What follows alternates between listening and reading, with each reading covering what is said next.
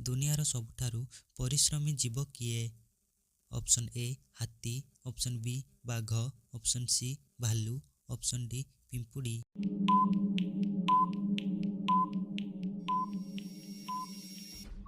ଏହାର ଉତ୍ତର ହୋଇଯିବ ଅପସନ୍ ଡି ପିମ୍ପୁଡ଼ି। ଦୁନିଆର ସବୁଠାରୁ ପରିଶ୍ରମୀ ଜୀବ ହେଉଛି ପିମ୍ପୁଡ଼ି। ଏବେ ଦେଖିବା ପରବର୍ତ୍ତୀ ପ୍ରଶ୍ନ। କେଉଁ ଜୀବକୁ ସାପ କାମୁଡ଼ିଲେ ବି ବିଷ ଚଢ଼ି ନଥାଏ?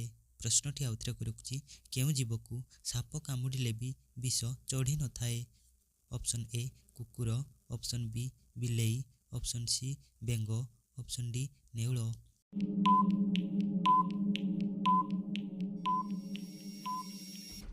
ଏହାର ଉତ୍ତର ହୋଇଯିବ ଅପସନ୍ ଡି ନେଉଳ।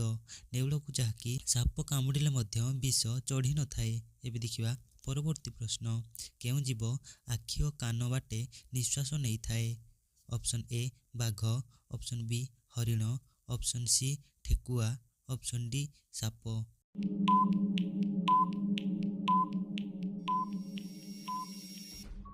ଏହାର ଉତ୍ତର ହୋଇଯିବ ଅପସନ୍ ବି ହରିଣ।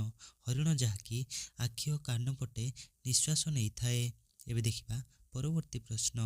ମୟୂର ପୁଚ୍ଛର କେତୋଟି ଚନ୍ଦ୍ରିକା ଅଛି?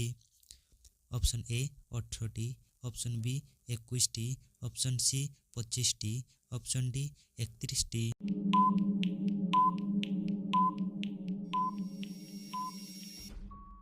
ଏହାର ଉତ୍ତର ହୋଇଯିବ ଅପସନ୍ ଏ 18ଟି। ମୟୂର ପୁଚ୍ଛର 18ଟି ଚନ୍ଦ୍ରିକା ଅଛି। ଏବେ ଦେଖିବା ପରବର୍ତ୍ତୀ ପ୍ରଶ୍ନ। କେଉଁ ପଶୁର କ୍ଷୀର ଗୋଲାପୀ ରଙ୍ଗର ହୋଇଥାଏ?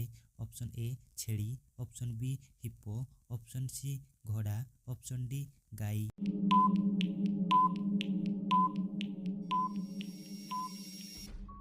ଏହାର ଉତ୍ତର ହୋଇଯିବ ଅପସନ୍ ବି ହିପୋ। ହିପୋ ପଶୁର ଯାହାକି ଗୋଲାପୀ ରଙ୍ଗର କ୍ଷୀର ହୋଇଥାଏ। ଏବେ ଦେଖିବା ପରବର୍ତ୍ତୀ ପ୍ରଶ୍ନ। କେଉଁ ପଶୁର କ୍ଷୀର ପିଇଲେ ନିଶା ହୋଇଥାଏ? ପ୍ରଶ୍ନଟି ଆଉଥରେ ରଖୁଛି, କେଉଁ ପଶୁର କ୍ଷୀର ପିଇଲେ ନିଶା ହୋଇଥାଏ? ଅପସନ୍ ଏ ଛେଳି, ଅପସନ୍ ବି ଗାଈ, ଅପସନ୍ ସି ହାତୀ, ଅପସନ୍ ଡି ଘୋଡ଼ା।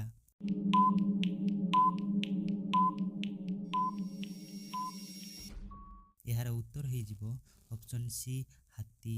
ହାତୀର କ୍ଷୀର ପିଇଲେ ଯାହାକି ନିଶା ହୋଇଥାଏ। ଏବେ ଦେଖିବା ପରବର୍ତ୍ତୀ ପ୍ରଶ୍ନ।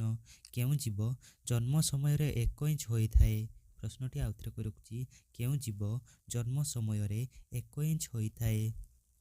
ଅପସନ୍ ଏ ମଣିଷ, option B kangaroo, option C ଗଛ, ଅପସନ୍ ଡି ବାଘ।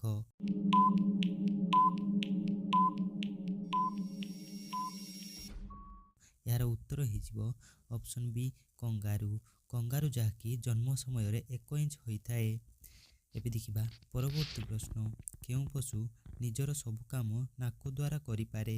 ପ୍ରଶ୍ନଟି ଆଉଥରେ ରଖୁଛି, କେଉଁ ପଶୁ ନିଜର ସବୁ କାମ ନାକ ଦ୍ୱାରା କରିପାରେ? ଅପସନ୍ ଏ ପିମ୍ପୁଡ଼ି, ଅପସନ୍ ବି ହାତୀ, ଅପସନ୍ ସି ମୂଷା, ଅପସନ୍ ଡି କୁକୁର।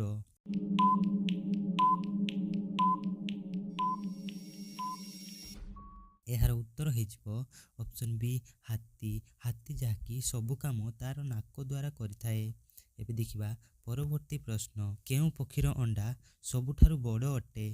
ପ୍ରଶ୍ନଟି ଆଉଥରେ ରଖୁଛି, କେଉଁ ପକ୍ଷୀର ଅଣ୍ଡା ସବୁଠାରୁ ବଡ଼ ଅଟେ?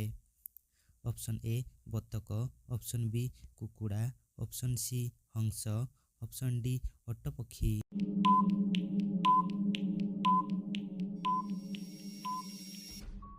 ଏହାର ଉତ୍ତର ହୋଇଯିବ ଅପସନ୍ ଡି ଓଟ ପକ୍ଷୀ। ଓଟ ପକ୍ଷୀର ଅଣ୍ଡା ଯାହାକି ସବୁଠାରୁ ବଡ଼ ଅଟେ।